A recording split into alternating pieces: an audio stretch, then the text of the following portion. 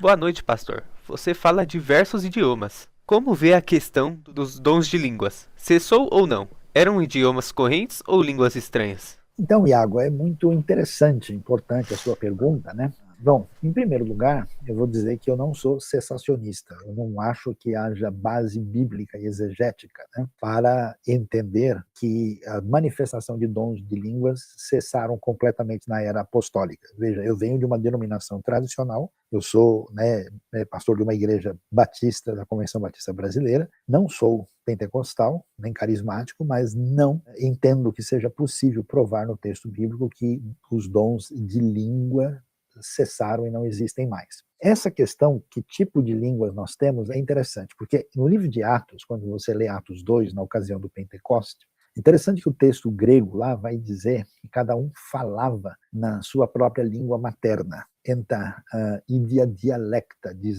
o grego original, né? Então isso mostra para a gente que em Atos, seguramente o que se falou e ouviu foram idiomas. Agora, quando nós lemos o texto de Corinto, né, a primeira carta aos Coríntios, ali a impressão que dá é que parece o que a gente pode chamar de línguas estáticas, estáticas com X, de alguém falando em êxtase, e que não necessariamente seria um idioma. Então, o que eu entendo é que quando aconteceu a ação do Espírito, em alguns casos, essa ação foi suficiente, milagrosa, para que a pessoa, de fato, falasse outro idioma, como acontece em Pentecostes. E aparentemente também é o caso de Cornélio em Atos 10, verso 44 e 45, e que é repetido em Atos 11, 15 e 16, porque lá você vê que quando Cornélio e os que estão ali, quando se fala em falar em línguas ali, diz que eles entenderam, né, viram que eles estavam magnificando, glorificando a Deus. Então, aparentemente, alguém estava entendendo o que estava sendo falado. No caso, quando a língua não é isso, ela é uma língua falada em êxtase,